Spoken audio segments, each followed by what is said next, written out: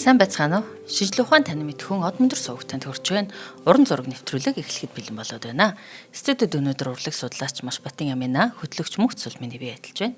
Өнөөдрийн нэвтрүүлгийг маань формальдигээ дагуулаагүй ENF стандартны хавтангийн худалдаа хийж байгаа Iron Circle хувьцаат компани болон од мөндрийн алтан гишүүд дэмжин ажиллаж байна. За сайн байна уу Амина? Өдрийн мэнд бүгдээрэнд нь. Өдрийн мэнд. За хоёул өнөөдөр ямар зураачийн талаар түүний гайхалтай намтар түүхийг үзэх сонсогчтойгоо хуваалцах гэж байна. Надад маань нэвтрүүлгийн маань нэр зарсан зураг буцаад хулгайлцдаг Эдгар Дега гэсэн байгаа. За их сахилахгүй юм байна. Хүнд зургаан зарна. Тэгснэ өөрөө буцаад тэр зургийг хулгайлна. Яагаад тэгснэ гэдгийг өнөөдөр мэдчих авъя. За тэгэхээр Эдгар Дега маань болохоор Франц зураач. Дегагийн яг бүтэн нэр нь болохоор их гоё сонсогдно. Hilaire Germain Edgar Degas буюу язгууртнууд ч нөгөө Д гэдэг дундын холбоос авдаг шүү дээ. Тэгэхдээ сүүлдээ өөрийнхөө амьдралынхаа дунд үед бол өөрийнхөө улс төрийн үзэл бодлоос болоод Edgar Degas гэдэг арай илүү ардчилсан нэр өөртөө сонгож авсан гэх юм уу. Д гэдэг тэр язгууртан юм болчихсон гэсэн үг. За. За Дегагийн амьдралын хувьд болохоор 1834-1917 оны хооронд амьдарсан буюу 83 наслсан тийм зураач юм байна л та. Маш уртнаас. Тийм байна, өндөр наслсан байна тий. Тэгээд Дега маань ер нь яг ингээд 1834-1917 гэдээ харах юм бол 19-р зууны импрессионистуудтай цуг амьдарч исэн. Тэр ч байтугай бүр импрессионизмыг үндэслэгчдийн нэг гэж тооцогддог. Тэгээд 8 импрессионистуудын гаргасан нийт 8 үзэсгэлэнгийн 7-т нь бол маш амжилттайгаар тэрхүүлэн оролцож исэн зураач байхгүй. Тэгсэн хэрнээ өөрийгөө бас импрессионист гэж нэрлэхгүй. За тэгэхээр өөрөө ер нь импрессионистуудаас ч юм уу тухайн үед зурж исэн, уран бүтээлээ тойрогж исэн бүхэл уран бүтээлчдээс маш их ялгаатай тийм зураач байгаа. Шууд гарал үүслээрээ импрессионистуудаас ялгаатай болчихж байгаа. Манай хүн маань болохоор бусад импрессионист зураачдыг бодвол язгууртан гаралтай. Эцэг их нь бол тийм язгууртан аристократууд буюу одоо банкирууд, банкны ажилтнууд байсан гэсэн үг. Тэгээ тухайн үеийн банкны ажилтан байна гэдэг нь бол илүү тийм улс төр болон ер нь зах зээлийн нэлийн өндөр нөлөөтэй хүмүүс юм л та. Яагаад гэвэл тэдний гэр бүл өвөө нь болохоор Францаас нэг хэсэг цаагаачлаад Италид байж байхдаа Италид Неаполд аягүй том банк нээгээд эргүүлээд Францад буцаж салбараа нээгээд тэгээд тэр салбарыг нь болохоор манай зураач Эдгар Дегагийн маань аав нь удирдаад явдаг байсан гэсэн үг.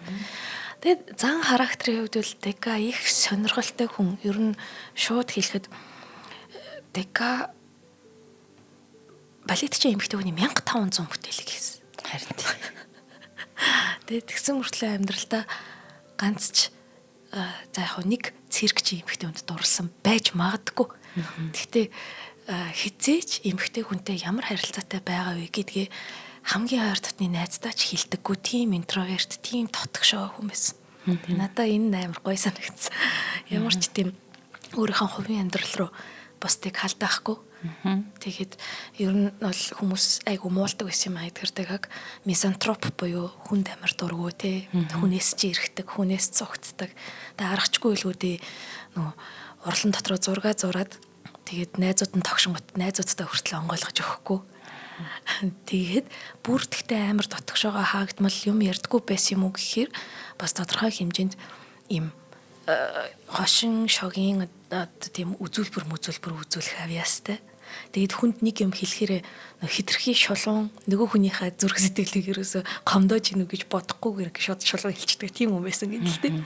Тэгэхээр ер нь дотоод зан чанарын хувьд бол маш хөөр бусад импрессионистуудтайгаа үзэл бодлын хувьд ч гэсэн өөр гэхдээ нэг тийм яагаад эдрийг нэг урсгалд хамруулад байна вэ гэхээр нэг тийм сүнсний юм байсан юм шиг. Тэгээд за ямар ч тач Эдгар Дега манал их гоё аристократ байсан яг энэ өөрийнх нь хөргөөсөн гэж харагдаж байгаа. Би бүр энийг зориудаар та нарт үзүүлэе гэж одоо тавьчихсан. Тэгээ энэ хөргөн дээр нь ер нь сонин шүү дээ. Өнөөдөр Леонардо да Винчигийн тухайч уншлаа, Эдгар Дегаг шингээд харлаа. Тэгээд ингээд хөргөн дээр хүн нэг өөрийгөө судалж байгаа юм зураг шүү дээ. Өөрийнхөө сэтгэл зүй дотор татгшаа өнгөж байгаа. Тэгэнгүүт энэ дээр Дегагийн хэцүү гэхдээ нэг тийм нарийн мэдрэмжтэй яг юм язгууртан хүн гэдэг нь амар харагдчих шиг байна. Нэмгэн цагаан арьстай. Тийм тий. Ер нь Шопен бас Шопены хөрөг бас ийм байдаг тий. Их тийм нэмгэн цагаан арьс гэсэн чих гоё. За тэгээд ер нь бага наснаасаа бол зурганд аягүй хайртай байсан. Зураг их зурдаг байсан. Тэгээд 13 наснда харамсалтай нь ээжигээ алдсан. Тэгээ ээжигээ алдсан үрт нь бол нэлийн хүнд цогцолтол болж ирсэн. Тэгэнгүүтээ багасаа зураг зураад ер нь бол за ингээд нэг 17 8 гэхэд бол үгүй мэрэгчлээ сонгох болчихж байгаа шүү дээ. Тэгээ аав нь болохоор за юу яриад байгаа юм бэ минь юу. Бид нар ч одоо банкны ажилтнууд бүгд банкирууд тий. Чи ингээ хуулиар явах хэвээр, улс төрийн карьер хийх хэвээр, юун зураг мураг гэдэг. Тэгээд Дегаг бол ерөн зан характерын хувьд бол эвдлэх боломжгүй. Яг өөрийнхөө зүтгэсэн л бол зүтгэдэг. Тэгээ тийм учраас Дега маань болохоор үгүй би яг зураач болно гэд. Тэгээ эцсийн бүлэгтээ яг аавтайгаа ямар тохиролцоонд төрсөн бэ гэсэн чи аав нь за чи үнэхээр хуульч болохгүй тэгээ зураач болно гэж аавал ядаж хөрөг зураач бол. Хөрөг зургаар дагна. Хөрөг зураачтанд нарт захиалга их хэрнэ тий. Мөнгө болно. Тий язгууртнуудтай одоо аавынх нь харьцдаг тэр банкныхан салбарынх нь ядаж хөргийг зураг гэж тэгж нэг тохиролцсон байгаа юм л та. За тэгэд мэдээж Дега маань аавгаа бол гомдоогаагүй маш гайхалтай хөрөг зураач болсныг энэ өөрийнх нь зурсан хөргнөөс харж байгаах. Тэгэхдээ Дегагийн нэг онцлог байсан нь болохоор тунчиг их одоо перфекционист гэж ярьдаг те. Юмыг төгсчлөх үзэл бодолтой. Бүр хит төгсчлөх үзэл бодолтой. Тэгээд одоо нэвтрүүлгийнхаа нэрийг шууд задлаад хэлэхэд Эдгар Дега зураг зарчдаг байсан гэж байна шүү дээ. Ер нь бол тэр чинь банкны ажилтны тий удам дамжсан тэр банкны ажилтны хүү юм чинь бусад зураач нарыгаа бодвол хамаагүй илүү мөнгө санхүүгийн үед боломжтой өөрөө зургаар явж болно. Тэгээд тэр ч утгаа бусад зураач нарынхаа зургийг худалдаж авч ингэж найзуудтай тусалдаг тий. Тэгэхээр өөрт нь бол нэг мөнгө нэг сонирхолтой бол байгаагүй байхгүй юу. Гэхдээ аав нь нас барсны дараа бол ялцчгүй уран бүтээлүүдээ зарж эхэлсэн. Сая нэвтрүүлгийн ихэнд нөгөө 8 үзэсгэлэнгийн 7-д нь оролцсон гэж байгаа шүү дээ. Мөнгө хэрэгтэй болоод л оролцсон. Тэгэхээр тэрнээс өмнө болохоор мөнгөтэй байсан болохоор заавал тэгээд байх шаардлагагүйсэн тийм. Тэгэнгүүтээ яг хүмүүст зураг зарна гэхдээ нэг хизээч нэг юм хүнд өөрийгөө ойлгуулъя ч юм уу тий олон нийтийн нэр хүндтэй болъё ч юм уу гэж бодож байгаагүй. Тэр юмыг төгсчлөхгүй дэдэг нь болохоор тэгээд зургаа бүр төгс хэмжээнд зурах гэдэг нь илүү өөртөө зориулдаг. Яг өөрийнхөө тэр хүсэж байгаа зүйлийг ингээ гаргах гэдэг. Тэгээд хүн зургийг нь худалдаад авангууд буцаад хулгайлаад байгаа нь болохоор эхлээд гуйдаг байсан байна л да. Би танд зурсан зурган дээр нэг жоохон алдаа гаргачих чи тэрийг жоохон засаадах. Тэгээ нөгөөх нь болохоор за яг нэг хурж ирж засуулна, хоёр хурж ирж засуулна. Тэгээ сүүл рүү үгүй надад эн чинь энэ байгаараа таалагдчихна гэд худалдаа авах чинь хэлнэ штэ тий. Тэнгүүт бүр гэрлөө нууцаар ороод авчдаг гэсэн гэж байгаа байхгүй өөрийнхөө зурсан зургийг. Тэгээд засчаад буцаад авчиж төгтөг тий. Бүр тэгтлээ. Тийм байх перфекционист байсан байна тий. Бүр аимшигтай перфекционист, бүр аимшигтай юмыг төгсжилж тий. Бүр хизээч хандаггүй. Тийм байна. Тэр нь тэгээ зөвхөн нөгөө өөрөө өөртөө зориулсан зүйл гэж. Худалдан авсан тий. Зургийг нь худалдаад авсан хүн энэ зүгээрээ надад таалагдчихна гэж яхад үгүй наа чин зүгээр биш. Энийг нь засах хэрэгтэй гэдэг нь тий. Тийм. Бүр тэгэхэд бүр тэгж төгс хэмжээнд ингэж засч ийж санаа март. Энэ одоо найруулагч маань их гоё зураг үзүүлж чинь Дега маань бас өөрөө фото зураг авдаг. Тэгээд фото зураг өөргөөч дарна, найз зураач нарыгаач дарна, балетч мөсгөөчүүдийг ээж фото зургаар дарна. Тэгэхээр тийм энэ их бас яг нэг дотоод мөн чанарыг нь харуулсан их гоё хөрөг зураг сая гаргаж явах шиг байна. За ямар ч байсан ингээд гэр бүлийнхантайгаа түрүүн хэлсэнчлэн аавтайгаа тохиролцоод за тэгье би хөрөг зураач болъё, хөрөг зургаар явъя гэд. Тэгэд 20 наснда Луи Ламот гэд хүний урланд шав орсон байгаа юм. За Луи Ламотын зургийг хэдүүлээ харах юм бол энэ Луи Ламот нь одоо болохоор нэлээд мартагдсан тийм Францын зураач хүн байхгүй юу? Зүгээр одоо юугаар бид нэр сайн мэдээд байгааг хэрэг илүү алдартай Жан Агюст Доминик Энгер гэд Anger. Тэгээ anger гэд зураачийн шав гэдэг тэгж байгаа. Тэгэхээр энэ ламутын бүтээлийг ингээд өөрийнхөө зурсан зураг хөргийг харах юм бол ламутад ч байдаг, ангерт ч байдаг. Энийг юм уян зураас гэж юм байдаг байхгүй юу? Тийм энгрийг бол бид нар илүү нөгөө Наполеоны зурсан хөрөг гэдэг ч юм уу мөн бас Турк усан сан гэдэг алтартай зургаар нь мэдэх бах тий дандаа тэр энгэр гэдэг зураач болохоор ламутын багш байгаад тэгээд ламут нь болохоор манай эдгэр Дегагийн багш байж байгаа. Тэгэхээр энд нэг юм 3 ингээд үе байгаад тэгээд яг тэр нэг юм уян зураас дамжина гэж их гоё юм байдаг байхгүй юу. Тэгэхээр яг энэ энгрийг бол бүр ингээд Дега бүр насан туршдаа хүндэлж хайрлж бүр ингээд ламутаас авсан зүйл бол яг үндэ энграас уламжилж ирсэн юм аа гэдгийг амар сайн ойлгож ирсэн. Тэгээ харах юм бол одоо би нөгөө зүгээр та нарт энэ зургийг үзүүлээгүй сүлд нь хэдүүлээ бүр сайн харна. Тэгээд энэ жишээ нь Турк усан сан гэдэг зургийг харах юм бол манай энгэр маань болохоор эмэгтэй хүний нороонд их хайртай байсан. Тэгээ ер нь нороо гэх төрсөл нороо талаас нь. Гэхдээ эн чинь уламжлалт зүйл биш байхгүй юу? Ер нь эмэгтэй хүнийг урдаас нь дүрслэн ч юм уу, хөвтж байгаагаар дүрслэн ч юм уу бид нар Тицаныг мэднэ, тэ Жоржоныг мэднэ.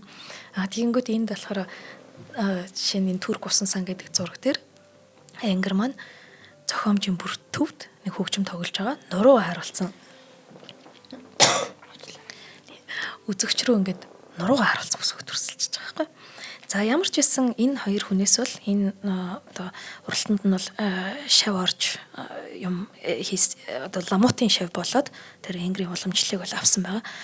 Тэгэхээр нэлээд академист суурьтай хүн гэсэн үг байхгүй. Энэ маань өөрөө уламжлалт урлагийн тийм суурьтай. Тэгэд өөрөө Луврт бүр үнэхээр хайртай. Луврт шууд ажилд орчиж байгаа. Би ингээд Луврт ч нэг хуулбарлан зурагч маш их хэрэгтэй. Тэгээд ер нь энэ бас музейн их чухал үйл ажиллагаа юм шиг юм аа. Тэр чинь нэг 5 жилдээ нэг ч юм уу 3 жилдээ нэг ч юм уу за нэг зураг хуулууллаа гэж бодоход яг өнгө мөнгөний гаргаж хуулна шүү дээ тий. Тэгээд энэ зураг ганд чинь уу яаж нээж ийн яг одоо яг фото гэд бүх юм бүр амар болсон байх. Гэхдээ ер нь бол эн чинь нөгөө яг 17 дугаар зуунд энэ зураг яаж харагдчихсэн 19 дугаар зуунд яаж харагдчихсэн бэ гэдэг нь бол яг тэр хуулбарлагч нарын гарт байгаа амар чухал зүйл байхгүй юу? Их чухал ажил байхгүй юу? Яг тэгж тухайн ориг зургийг хуулбарлаад тий. Тэгээд цаг хугацаанд хэрхэн илэгдэж ийн гэдгийг нь хараад байна тий. Тийм их чухал ажил. Тэгээд тэнгүүд хаан Германы одоо зураасан зураач Хаан Солбейн ч юм уу Италийн зохиомжийн хувьд их тийм чухал одоо баг 3-4 дотор зохиомжоо багтааж ингэж зөв нэг математикийн тооцоололтой юм шиг хийдэг Никола Пуссен энтергээд тийм зураач нарын зурагт хамгийн их хайртай. Тэгэхээр эндээс одоохондоо нөгөө ямар ч тийм эсэргүүцлийн үнэр өнөрдөхгүй байгаа байхгүй юу? Тийм байна. Тэ яг л амар тийм. Тэгээ миний багш нар бол хуучны мастерууд тэ старые мастера гэдэг чинь хуучны одоо энэ хөгшин мастерууд юм аа буюу нөгөө өөр яг Дегаш өөр нэг хүн хэлсэн байдгийг санчлаа нөгөө Луврт миний нас барсан аль хэдийн нас барсан олон найзууд манд байдаг гэдэг чинь. Тэгэхээр яг тэр мэдрэмжийг бол амар авч исэн байгаа. За ингээд эднээс гол сурж байгаа юм нь болохоор маш тодорхой тэр контур хүрээ зураас гэдэг зүйл. Ерөөсөө энэ бүтээлүүд дээр. За ингээд 21 настай да нөгөө нэг шүтээд исэн хайртай энгэртэйгээ өөрөө уулзаж байгаа байхгүй. Энгэр тэр үед 75 настай тий. Багшийн багш. Тий, багшийн багш. Багшийнхаа багштай өөрөө уулзаад тэгсэн чинь энгэр бүр зураас л зураатай. Тэг ганцхан л тийм зөвлөх. Зураас л зураатай гэдэг. Тэгэхээр зураас бол маш чухал юм. Тэгээ яг тэнгууд Эдгартайгаа яагаад зураасан зураг зураач болчоогүй юм бэ гэдэг тий. Бүр график гэдэг тусдаа урлаг байгаа шүү дээ. Тэгсэн чинь яасан бэ гэсэн чинь Итали явцсан байдаг байхгүй. Италид очиод Италийн сэргэн мандалт дээр очиод сэргэн мандалтын урлагийг үзээд тэнд ч одоо Монтенья, Веронезе энтергээд өөрийнх нь хайртай тийм сэргэн мандалтын зураач нартай танилцсангуудаа нөгөө Брюлов бас нэг төрөгийн нэвтрүүлэг дээр бид нар ярьсан тийм Брюлов бас яг тэгдгээ нөгөө Италийн тэр нар гэдэг чинь нэг тусдаа нөлөөлдөг гэд. Тэгээ италичуудаас болохоор өнгийг авчиж байгаа. Монтенья Веронезе хоёрын хамгийн гоё зүйл нь болохоор нэг тийм маш өнгөлөг зургуудтай. Тэгээ тэр өнгөлөг зургаараа дамжуулаад нэг тийм хийсэн тий нэм сүнслэг тиймэрхүү мэдрэмжүүдийг өгдөг. Тэгэнгүүтээ ер нь бол Дега маань тэгэхээр өөрөө хуучны мастеруудаас авах бүх юмнуудаа маш сайн авсан гэсэн үг. Тэгээд Италиасаа буцаад 26-таа Парист хурж ирээд урлан нээж байгаамаа. За ингээд яг цаашаа хэрхэн өөрийнхөө стилийг олсон тухай хамтран ажиллагчаад зарсны дараа. За тэгээ баярлалаа минь аа. За өнөөдөр бид хоёрын нэвтрүүлгийн хамтран ажиллагчаар Iron Circle компани ажиллаж байна. Iron Circle компани маань формалдигийн дагуулаагүй ENF стандартын хавтан борлуулдаг юм байна. За формалдигийн шат амтгай эрүүл мэндэд маш хортой астмтай хүний шинж тэмдгийг нэмэгдүүлдэг. Ялангуяа хүүхдүүдэд хамгийн хортой нь хамар хоолой өвчлөл үүсгдэг хавтарч үүсгэх одоо эрсдэлтэй тийм хорт бодис юм байна. Тэгвэл эрүүл хавтангийн шин стандарт нь ENF нь хамгийн сүүлийн үеийн технологиор хийсэн одоогийн байдлаар эрүүл хавтан гэдэг нэр алдрыг хүртэх хэрэгтэй шин стандартын хавтан юм байна. ENF стандартын хавтан авчихвал та эрүүл хавтангаар гэр бүлийнхаа одоо амьдрах орчингоо тавилгаа хийж болно гэсэн үг юм байна. За бид нар ер нь бол амьдралынхаа ер нь бол дийлэнх чанартай цагийг гэр оронд өнгөрөөдөг, амардаг, үр хөвгттэйгээ гэр бүлтэйгээ байдаг. Гэтэл нөгөө бидний хамгийн эрүүл амар амгалан тайван байх хэвээр орчин маань гэр учраас гэртээ хийж байгаа тавилгыг хавтан бид нар анхаарал хандуулах хэрэгтэй байна л да. Тэгэхээр харамсалтай нь бид нар өөрсдөө манай улс өөрөө төг хийдийг үйлдвэрлэдэг. Хавтан өөрөө боловсруулж чаддаггүй. 100% гаднаас оруулж ирдэг. Гэхдээ бид нар гаднаас оруулж ирж байгаа хавтангуудаас ENF стандартын хавтан авч гэртээ тавилга хийх нь хамгийн чухал юм байна. Зөвхөн гэр төдийгөө офисын орчин, ажил хэргийн орчин тий. За тэгэхээр энэ компани маань ENF стандартын формалдигийн дагуулаагүй хавтан борлуулдаг юм байна. За энэ хавтан маань маш олон давуу талтай бөгөөд бат бөх мат гадаргуу бүхий сайн чанарын өнгөлгөөтэй өндөр даралт температурын нөлөөгөөр бэхжүүлсэн тул хавтангийн хэлбэржилтийн хувьд маш тогтвортой бат бөх усан суурьтай цаав ашиглан барьцалтуулдаг тул бусад ижил төрлийн хавтангаас ус чигийн илүү тэсвэртэй мөн элдв өнөргөө байдгаараа давуу талтай юм байна. За хэрэг та бүхэн ENF стандартын хорт бодис формалдигийн дагуулаагүй хавтан худалдан аваад гэртээ офстой амьдрах орчиндөө тавилга хийхийг хүсвэл Баянгол дүүрэг 26 дугаар хороо Урангаан офисын 404 дотод Урангаан худалдааны төв Formor showroom дээр очиод танилцах боломжтой байна.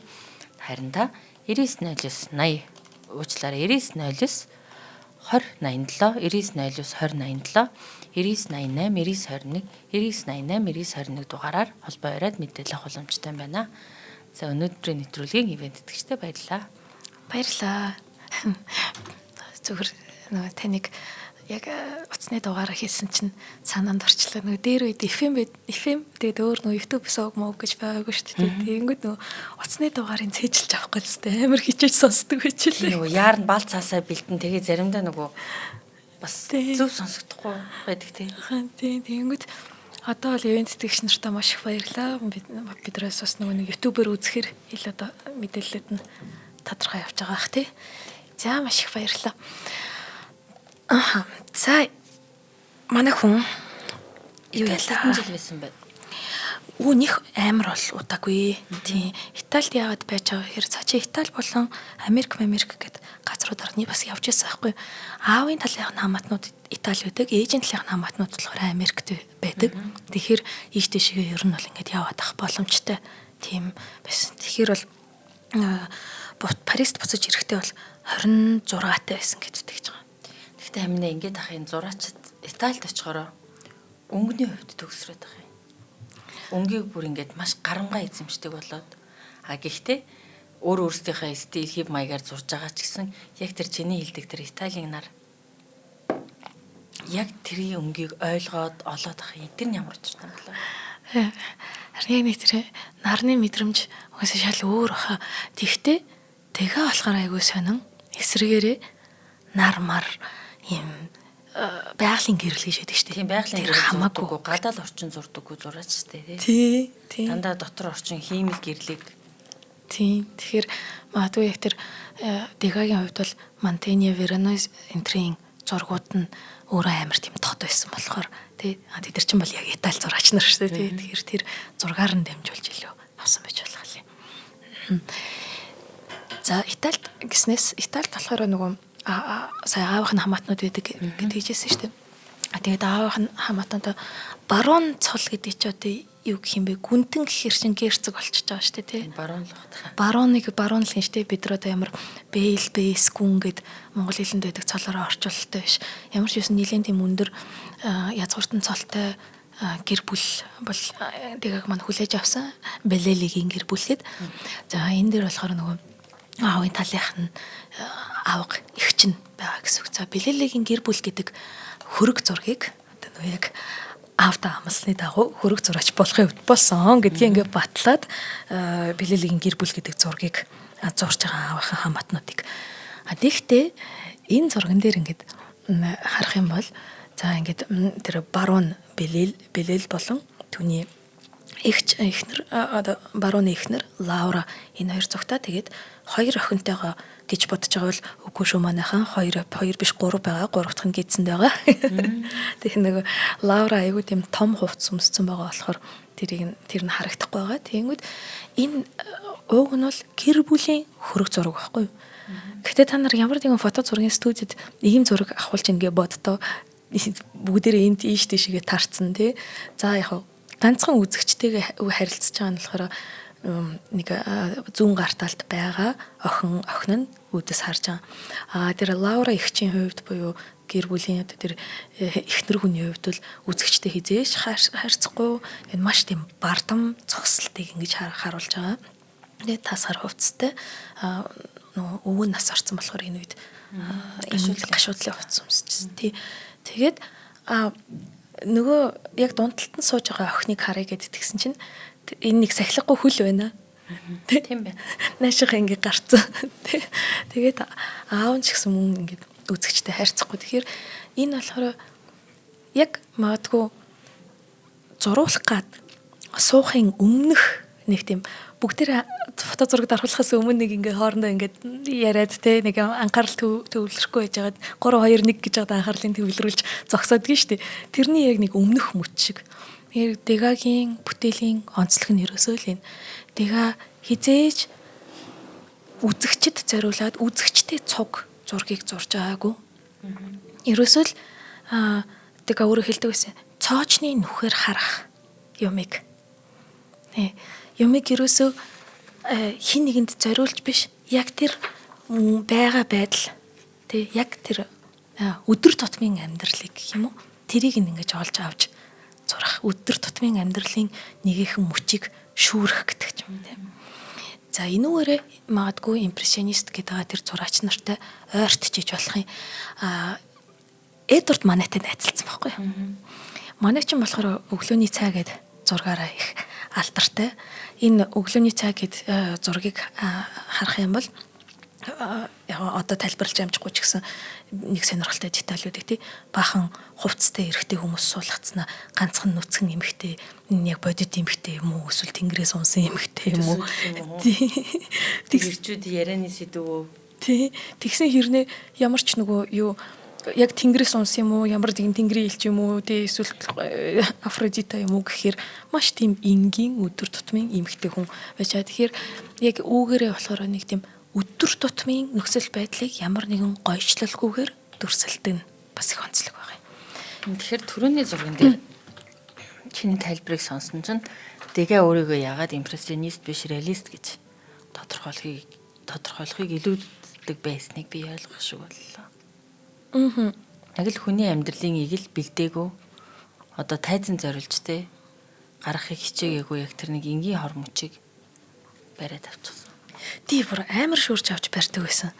За тэгээд цаашлах юм бол түрүүн зулаагчд хоёрын ярьсан кафе шантан ба кафе шантан ба нөгөө гэрэлгээ ярьжсэн тий. Тэгээд Дега маань өөрөө одоо тэр шинафин гэдэг ч юм уу одоо яг нөгөө 19-р цааны кафенэр байгаа тий. Тэр зурагт байхгүй шүү дээ. Тэгэхээр хамгийн чухал юм чинь театр. Тэгээд хамгийн их 100 цэнгэлийг авчирдаг зүйл чинь болохоор тийм том театраас гадна ийм жижигхэн кафенууд байгаа байхгүй тий. Тэгээ ийм жижигхэн кафе шантанд болохоор нэг хүүхнүүд маань дуулдаг. Тэгээд ийм бэлэтэй бүсгүй гэдэг нэг ийм зургууд байна л да. Энэ дээр нөгөө нэг гэрэл нь харагдаж байгаа. Тэгэл нөгөө Эдвард Мане болон найз нартай хэлдэг. Та нар л тэр байгаль руу явж байлаа гэрлийг зур. Та нарт бол ийм байгалийн юм хэрэгтэй байна. надад бол хиймэл юм хэрэгтэй байна гэдэг. Одоо хиймэл гэдэг үг сөрөг утгатай юм шиг сонсогдоод байгаа бол бодоод үзээрэй. Хүн төрөлхтний соёл иргэн шилтэрч ихтэй хиймэл штэ. Бид нар өөрөөр хэлбэл гараараа хийж буй болгосон. Тий. Тэгэхээр яг энэ утгаараа та нар бол тэр байгалаа судлал үз. Надад бол хүн сонирхолтой байна. Хүний хийсэн зүйл сонирхолтой байна гэдгийг илүү их харчихсан. Тэгэхээр гэрлийн хувьд ч гэсэн одоо яг энэ тэр кафенуудад орж ирэхтэй бол юу яжсан ийм тод хурц тий яг шүнийн тусч байгаа тэр хиймэл гэрэлтүүлгүүдийг бол юу яадаг гэсэн баг. Тэгээд энэ дараагийнх нь абсент уугч гэдэг нэг зураг байгаа. Энэ зурганд бол би бүр амар хайртай. Энэ та бүхэн маань санаж байгаа бол абсентыг бол Ван Гог уусараа байгаад өөрийнхөө сэтгэл зүг нэлээд хэцүү байдалд оруулж исэн. Зөвхөн Ван Гог ч биш. Ер нь 19-р зуунд бол абсент гэдэг маань 70 градустай туяон хэмэх тийм мансуур ууч бодистой цуг өөгдөг байсан тийм архины төрлийн ундаа. Тэгтээ нөгөө судалгаа байгаагүй л байхгүй тий. Тэгэл сүүлд л энэ чинь мансуур ууч бодистой юм сэтгцэд нөлөөлж байгаа гэдэг. Энэ үед бол ойлгохгүй шүү дээ хүмүүс зүгээр л уудаг л ундаа гэл. Тэгээд энэ абсент ууч гэд зургийг харах юм бол Дегагийн ер нь зохиомжийн нэг онцлог гарч ирээд байгаа. Тэр за бид нар ойлгож ин нэг юм жоохон сэтгэл нь гутарсан ч юм уу нэг эмхтэй байна. Энэ бол тэр кафе Шантан гэдэг тэр кафе дотор нь дуулдаг нэлээд гайгүй од бүсгүй байхгүй юу? Ер нь бол Дега нэг тийм том оддыг бол нэг зурх дургүйс. Тэгвэл энэ бол кафе Шантан гэдэг тэр жижигхэн газрынх нь хөөрхөн жижигхэн од байх нь. Тэгээ хажууд нь мөн бас театрын жүжигч юм билүү? Зураач билүү? Тий нэг зураачтай ингэ сууж байгаа үйлчлүүлэгч байна те. Тий хин зураачийн хамарч амир инээдтэй. Тэгээд энэ зураачийн хажууд тавьсан байгаа ундаа нь болохоор нөгөө шар тайлагч. Тэгээд энэ зохиомжийг яаж авсан бэ гэдгсэн чинь энэ ерөөсөө байж болохгүй сонин яг гэж энэ уртлын ширээг ингэж амар хагасалж аваад байгаа юм тий. Энэ чинь нэг хаанаас хараад байгаа юу ямар ракурс ямар өнцгөр зогссохоор энэ ширээ ингэж харагдах юм гээд энэ бол ерөөсөө Дегагийн зурган дээр анзаараад их юм бол нөгөө хүмүүсийн бие биеийг ч гэсэн царай маригч гэсэн ингэ таалалцсан дандаа ингэж тасалж авдаг байхгүй. Гэхдээ энэ нь тийм бүр огт зохиомжгүй харин ч юм математикийн тооцоолол энд байгаа юм л та математикийн зөнгийн тооцоолол тий. Гэхдээ ер нь бол айгүй тийм эвгүй ийм хурц ийм зохиомжуудыг айгүйх авдаг гэсэн тийм. Тэгээд энэ яг яагаад ингэж ийм хурц хөдөлгөөнүүдийг авч ийн гэхээр фото зураг анх нөгөө тарж үзэж байгаа хүмүүс яг нэг тэгдэж штт ингээд нэг юм яг зохиомж оголоогүй юм шиг тэгээ нэг заримдаа нэг хүн нэг жоохон гар мар нь орж мороогүй юм шиг тий нэг тиймэрхүү дөнгөж эхэлж байгаа фото зурагч юм шиг тэгээ энэ болохоор ер нь яагаад ингэж байгаа вэ гэхээр Эдгар Дегагийн хувьд хамгийн гол нь болохоор хөдөлгөөн байсан. Ерөөсөө хөдөлгөөн л гэдэг зүйл маш чухал. Тэгээ тэр хөдөлгөөн гэдэг бол хүний биеийн хөдөлгөөнөөр харуулж ясан учраас балетчдыг их зурдаг болсон байна. Тэнгүүд нөгөө 1500 балетчийн хүүхнүүдийн зураг зурсан гэдэг байгаа шүү дээ. Тэгэхдээ энэ дундаа нөгөө балетчийн хүүхнүүдтэй одоо тэрийг шүтэл хайрлал тэгж зурсан юм уу гэхээр өөрөө ч хэлсэн байдаг. Гой даавууд үрслээд хөдөлгөөнийг барьж авах шалтак болгож балетч авахтаа зурт юм аа гэдэг. Тэгэхээр хөдөлгөөнийг барьж авах гэж байгаа. Тэгэд манай Дегач 20 жил Гранд Опера гэдэг Парисын төрийн дөрвөж эрдмийн театрт 20 жил тасралтгүй билет авч үзэж балет үзэж зөвхөн 15 дахь жил дээр нь тэр Гранд Операгийн захирал нь за яг чи одоо олон жил гуйж ийн тэгээд чамаг тайзны ард орохыг мөн балетчин бүсгүүчүүдийн бэлтгэлийн үеэр байж одоо таталбар зураг хийхийг зөвшөөрж байна гэдэгсэн байхгүй. Тэгэхээс ишэл бас нөгөө яг натур харж зурдаггүй. За чим нэг харсан юм хийж мартдаггүй тийм гайхалтай фото дурсан ч гэдэг чинь тийм юм сайтай байж таа. Маш сайтай. Тэгээд яг тэгж зурдаг байсан юм байлээ. За ингээд хамтран ажиллагч нараа. За өнөөдрийн нэвтрүүлгийн маань хоёр дахь хамтран ажиллагч бол Од Мөндөр суугийн Алтан гишүүд юм байгаа.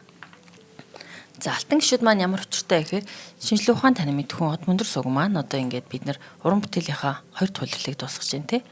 Яг уу сая 1 жилээ тэмдэглэсэн бид нар. Тэгэхээр бид нар өөрсдийн үйл ажиллагаа явуулаад шинжлэх ухаан танин мэдхүн сэдвүүтэй те 21 сэдвээр жилд бид нар 1050 нэвтрүүлэг хийхээр зорин ажилласан. Одоогоор бид нар 1100-аар нэвтрүүлэг хийсэн байгаа.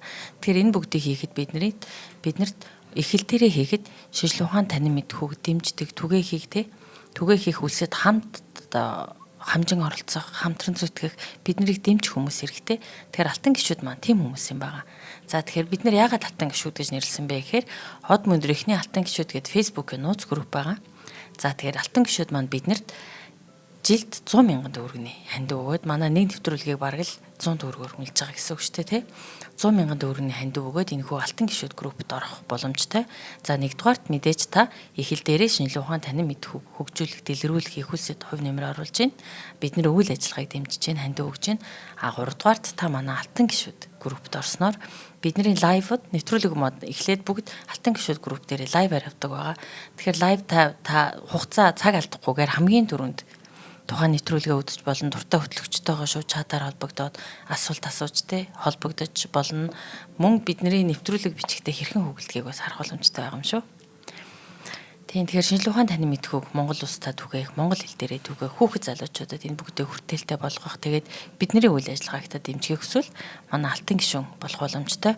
За хэрхэн манай алтан гишүүн болох вэ гэхээр Худалдаа хөгжлийн банкны од мөндөр нэртэй данс байгаа. За тэр данс маань за одоохон бид банах нөгөө дансныхаа дугаарыг хэлсэн байгаа. Од мөндөр нэр дээр Худалдаа хөгжлийн банкнд 41 91 04 518 41 91 04 518 нэртэй Худалдаа хөгжлийн банкны данс байгаа. За та энэ данс руу 100 мянган төгрөгөөр шилжүүлээд гүйлгээний утга дээр нь өөрийн нэр утасны дугаараа заавал бичих ёстой юм байна. За тэгээд таны гүйлгээ шилжээд орсон тохиолдолд манай админ тань руу утасны дугаараар нь утастай таны Facebook бүртгэлийг аваад найзуулаад таныг алтан гишүүн групптэй өрн оролцуулах юм байна. За тэгээд өнөөдөр нэвтрүүлгийг дэмжиж байгаа биднийг цаг үргэлж дэмжээдэг алтан гишүүдэд баярлалаа. Маш их баярлалаа. Тэгээ жилийнхаа ойгоор та бүхэнтэйгээ уулзах бас маш гоё байсан шүү. Зөндөх баярлалаа алтан гишүүдтэй. Тийм манайх нэрээ жилийнхаа ойг алтан гишүүдэд зориулж тэмдэглэдэг байгаа од мөндөр. За тэгээд энэ өвгөө арга хэмжээнд маань зөвхөн манай алтан гишүүд оролцсон. Тэгээ жилийн турш бид нэр юу хийсэн, цаашид юу хийх ямар төлөвлөгөөтэй байгаа талаар уулзаад ярилцаад сайхан одоо community-тэй найзууд болоод гоё харилцаа холбоо бий болгоод өнгөрөөсөө сайхан арга хэмжээ олсон байгаа. За алтан гишүүдтэй маш их баярлалаа. За тэгээ маань болохоор балетчин гишүүд балетчин хүүхнүүд зурж байна. Тэгээд хөдөлгөөн гэдэг байгаа штэ. Нөгөө амьдрал гэдэг чинь ер нь байнгын хөдөлгөөн гэдгийг л ойлгоцсон байгаа даа байхгүй юу? Тэгтээ нэг ийм хэцүү юм болсон. 36 наснд Дегагийн 36 наснд Франк Прусийн дайн гэж болж байгаа байхгүй. Тэгээ Франк Прусийн дайнд цэрэгт татагтаад 2 жил гарантай ерөн бол яг дайнд оролцсон өөр. Тэгтээ тэр үед нөө үзлэгээр ордог шүү дээ. Тэгээд юу мэдгдсэн бэ гэсэн чинь ер нь баруун талын нүдчин бол болох байж шүү. Тэгээд ер нь бол цаашдаа анхаараараа гэл өнгөрсөн юм шүү. 36 гэдэг чинь айгүй залуу нас. Залуу хүн байна тийм. Гэтэл үрээ нөгөө баруун талынхаа нүдэн жоохон асуудалтай гээд тэгээд дайны дараа Америк руу явахдаа үеэлдөө Estelle Mewson гэдэг эмэгтэйтэй уулзсан байгаа байхгүй. Тэгээд тэр Estelle Mewson болохоор сохор байсан. Тэгсэн чинь Дега маань болохоор ер нь нэг тийм жоохон нэг тийм бас учиргүй найрсаг хүн биш шүү дээ. Тэгсэн хартлаа Estelle Mewson дүүдээ болохоор амар хайртай айгу халамж тавьж мөвчсэн байгаа юм л та. Тэгээд яг магадгүй тэр нэг юм мэдрэмж байсан байх л та. Яг тэр Дега маань сүүлийнхаа 10 жилд болохоор амьдралынхаа сүүлийн 10 жилд сохорцсон. Хоёр нүд нь хоёлаа юу? Баруун нүднээс нь 30 эдтэйгээс нь ахвалал баруун нүд нь баг байхгүй болж эхлэв. Тэгээ ер нь амьдралынхаа сүүлийн 10 жилд бол сохорцсон гэдэг. За тэгээд сохорхоос 6 жилийн өмнө болохоор цэнхэр бүжигчд гэдэг нэг юм зураг зурсан байдаг байхгүй. Тэгээд энэ цэнхэр бүжигчд гэдэг зургийг харах юм бол манайхан 4 эмэгтэй хүн байгаа гэж харж иж магадгүй. Нөгөө л нэг балетын сэдв маань байна. Гэхдээ энд 4 эмэгтэй биш. Нэг эмэгтэй хүний 4 янзын хөдөлгөөн байх шиг байна. Фото зураг аягүй авдаг байсан хүн гэдэг байгаа шүү дээ. Тэгэнгүүт ингээд чах гэдэг ингээд нэг фото чи ингээд дараад явангууд тэгээд энэ сүүл рүүгээ одоо яагаад ийм хувилбар гарч ирсэн бэ гэхээр Эдгар Дегагийн өөрийнх нь номнууд завсраас тэр дарж ясан фото зургийг харсан чинь яг нэг балет чинь эмхдэг ингэж олон талын ракурсаар олон талаас нь ингэж дарж ясан байхгүй. Тэгэхээр энэ нөгөө нэг уран зурагт одоо бол видео байна шүү дээ. Бид нэг хөдөлгөөний видеогоор харчиж болоод байна шүү дээ. Тэгвэл эн чинь ийм тэ хоёр хэмжээст хавтгай дээр хөдөлгөөнийг хэрхэн дүрслэх вэ гэдэг асуултыг л шийдэт байгаа юм л да. Гол асуудал нь болохоор одоо яг энэ амьдрал гэдэг чинь мөнхийн ингэж хөдөлж идэг тийм хөдөлгөөн юм шүү гэдэг чинь. За тэгээд мөн Дегагийн маань хувьд өөр алдартай зургууд нь болохоор нөгөө балетчин бүсгүүчүүдийгээ зурж байгаа шүү дээ. Тэгэнгүүтээ балетчин бүсгүүчүүдийн натур цоохоо миний натур болох уу гэж дууддаг. Тэгэл нөгөө за тийгээд очингууд урлагаа ингээ бүрэн ашиглах боломж өгөөд төмпөн сав мав тавьчихдаг. Тэгээд байна те. Тэгээд эхлээд нөгөө балетчин бүсгүүчүүд чинь зуруулах гэж байгаа юм чинь за нүцгэн натур зуруулна те. Тэгэл ингээл нөгөө одоо нүцгэн натур зуруулах гэж байгаа хүн бол очиод хувцас тайлаад за зураач яаж зурах бол би яаж зогсох уу гэл ингээл бодно шүү дээ. Тэгвэл тэгээ зурдгүй байсан гинэ. Зүгээр би нөгөө цагийн чинь мөнгө өгч таад ингээ байж лээ гэл. Тэгээ нөгөө хэд чи эхлээд нэг ингээл нүцгэлчээл нэг жоохон поз авах гэж үзсэн. Тэгэл зурхгүй байгаа даа гот нь сүүл рүүгээ тоохоо явлаа. За гэд. Тэгээ сүүл рүүгээ бүр дундаа ороод нөгөө нэг тэр Эдгар Дегагийн зураачийн урлан дээр байна уу? Дега хажууд нь байна уу? Байхгүй байна уу? Хамаагүй бүр ингээд нөгөө юу яадаг болсон юм байна л да. Ингээд хажууд нь усанд орно, хажууд нь ингээд үсээ самнан, нүрэн бодно, янз бүрийн бүх юмаа ингээд хийдэг. Тэнгүүд энэ болохоор Дегагийн хувьд нөгөө нэг цоочны нөхөр харах боломж байгаа байхгүй. Тэгээ одоо энэ байн усанд орж буй өсхүү гэдэг тийг алдартай төмпөнтэй зураг. Тэнгүүд энэ дээр болохоор яг нэг юм момент ихшин хөдөлгөөний нэг ихшин байгаа даа байхгүй.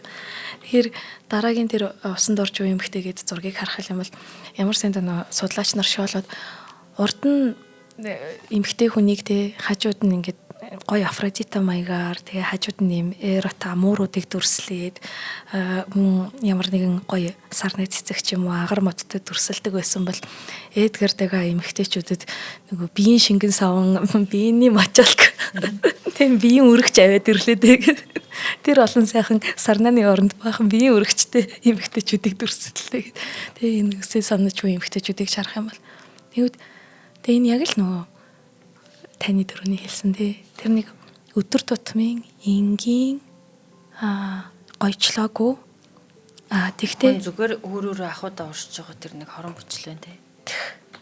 Яг нэг юм тэрийг ингээд аюу актер буулгаж авсан байгаа. За тэгээд уран бүтээлийнх нь бас нэг онцлогийг харах юм бол юу байгааз пастелэр их зурдаг. Одоо пастел бол яг жоохон хэцүү энэ ч одоо нэг юм нойтон гэх нь хаашаа нэгтэр нь бол шохол гэсэн үг шүү дээ тий шохоо шиг юм. Тэгээд тэгэнгүүт пастелэр зурчаад гэхдээ Дега маань яадаг байсан мэхээр нэг их гоё тиймэр эмэгтэй хүний арьс марсыг гаргаж байгаа байхгүй өнгөнүүд тий. Тэгэхээр пастелэр шохоогоор зурчаад тэгээд уур тавьдаг байсан байхгүй. Тэгээд уур тавингууд нөгөөдөг чинь ингээд нэг жоохон зөөлрөө хайл нуусан тий. Тэнгүүд тэр хооронд нь гараараа ингээд нөгөө юу усгалтуудаа хийх байхгүй. Бас нарийн техниктэй зурдаг байж тий. Тэгж нөгөө энэ нэг юм тэр эмхтэй хүний арьсны зөөлөн тий тэр үсний ширхгүүд энэ тэрийг ингэж нөгөө гаргаж чадаад байгаа юм л та. Тийм зөөлөн тийм юмнуудыг оруулж өгч байгаа. За ингээд харамсалтай нь Дега маань сүүлийн хаан амьдралынхаа 10 жил буюу 73-83 наснда гэсэн үг шүү дээ. Ер нь бол за хараагаа алдна гэдгийг ойлгоцсон байсан мэдсэн. Тэгээд за одоо нэгэнтээ хараагаа алдах гэж байгаа бол гингүүтээ баримл хийж эхэлсэн юм байна л та. Тэгэхээр тэрийг хинт ч хэлээгүй. Зүгээр л яг бүгдээрээ Дега маань одоо ингэж сохорцсон учраас юм зурхаа болцсон гэд. Тэгэнгүүт цаадах чинь баримл хийдэг болоод гэхдээ лааны тосоор тийм зөөлөн материалаар хийдэг. Тэгээ өөрийнх нь нэг инээдтэй өгöd өгөхгүй. Нэг бяцхан бүчгч охин гэдэг алдартай баримлаа 14 удаа ч үлээ 17 удаа ч үлээ хийсэн гинэ. Тэгэнгүүтээ тэрийг нөгөө энэ лааны тос чинь за нэг хийлээ тэгээ буцаад ингээд базаад ингээд нураачч болохоор амар амархан зөөлхөн материал шүү дээ тий. Тэгэнгүүт нь нөгөө ямар их таашаал байсан гэж бодноо. Би дахиж хийн тулд үүнийг нурааж байна гингүүтэг. Тэр процесс нь их чухал байсан. Тэгэхээр тэр эмгтээчүүдийг ч гэсэн тэгээ хизээж зураач үзэгч нарт зориулж дүрслээгүйтэй адилхан өөрийнхөө бүтээлүүдийг ч гэсэн ерөөсөө үзэгч нарт бас зориулж байгаагүй энэ подвалоос нь олцсон. Тэгээд дараа нь найзууд нь гэр бүлийнх нь өв залгамжлагч нар нь тэр подвалоос олцсон лааны тосон баримлуудыг хүнээр нөгөө нас барсныхын дараа хүрлээр цутгуулж юм одоо л музейнүүдэд тавьж болж байгаа. Тий. Тэхээс үшвэл ерөөсөө юу яаж байгаагүй. Өөрөө бол энийг нэг тийм ерөөсөө хүнд харуулъяч гэж бодож байгаагүй зүгээр л нууцсан бодвол дотор нууцсан байсан. Тэгээд ер нь нас барахаас өмнөхөн тэгээ мань хэлчихсэн. Миний оршуулган дээр найзтай хэлсэн ба. Битээ олон юм яриарэ. Битээ олон үг хэлээрэ. Зүгээр яг үнэхээр чамайг бүр ингээд нэг үг хэлгээд байх юм бол чи миний найз надтай адилхан зураг зурах дуртай байсан юм уу гэд хэлчихсэн. Юр бусын өөртөө итгэлтэй хүн байжээ. Өөртөө итгэлтэй нөгөө бусдын хүлээн зөвшөөрлийг огт хайгаагүй ирээгүй анханасаа тийм хүн байжээ. Зураач тунд ийм байх нь айгүй ховор санагдаад бахи. Тийм шүү. Ер нь яг тий ер нь зураач ч альва нэгэн бүтээлч хүмүүс тий. Энд чинь бүгдээрээ нөгөө ижилхэн сүнстэй хүмүүсээ хайгаал ингээд амар тийм юу яж байгаа шүү дээ. Би энэ хүлийн зөвшөөрөл хайдаг, ирдэг, гэр бүл, аав ээж, нийгмээс худалдан авагчид, захиалагчдаас ч юм уу тий. Гэтэл Эдгар дэгээ огт тийм хүн байгаагүй. Надад тэгээ санагдлаа. Ерөөсөө өөртөө итгэлтэй, өөртөө зориулж бүтээдэг. Бусад хүмүүс хэрхэн таашаах нь чухал биш. Өөрөө тэрийг яаж хийх нь чухал, яаж хийсний чухал, яаж буулгасны чухал. Энэ баримл дээр хүртэл гайхалтай бүтээл хийсэн. Гэтэл тэрийгэ бусдад харуулъя гайхуулъя бусдын хүлийн зөвшөөрлийг ерөөсөө ирж хайгаагүй шүү дээ. Хэвээ сонирхолтой юм аа. Харин их тийм хараал ах юм бол их тийм сонин нэрэл яг цоожны нөхөр энэ амьдралын хөдөлгөөнийг харж ирсэн тийм л. Өөр өөртөө хангалттай. Гайхалтай. За ингээд уучлаарай үзэгч сонсогчдоо өнөөдөр миний хоолой жоохон хэцүү байна. Тэгтээ хэдүүлээ дараагийнхаа ээлжид нэвтрүүлэхээр хоолой идэгцэн уулзах уу. За баярлалаа минь. Гайхалтай нэвтрүүлэг байлаа. За энэ бол шинжлэх ухаан танин мэдхүү од мөндөр сувгийн уран зураг нэвтрүүлэг байлаа. Манай нэвтрүүлэг танд YouTube-ийн од мөндөр сувг, од мөндөр радио 83.3 болон 107 студионоор мөн NTV телевизээр хүрч байна. Өнөөдрийн нэвтрүүлгийг маань формалдигийн дагуулаагүй ENF стандартын автом борлуулж байгаа Iron Circle компани болон од мөндөр сувгийн алтан гишүүд дэмжин ажиллалаа. Баярлалаа минь. Маш их баярлалаа.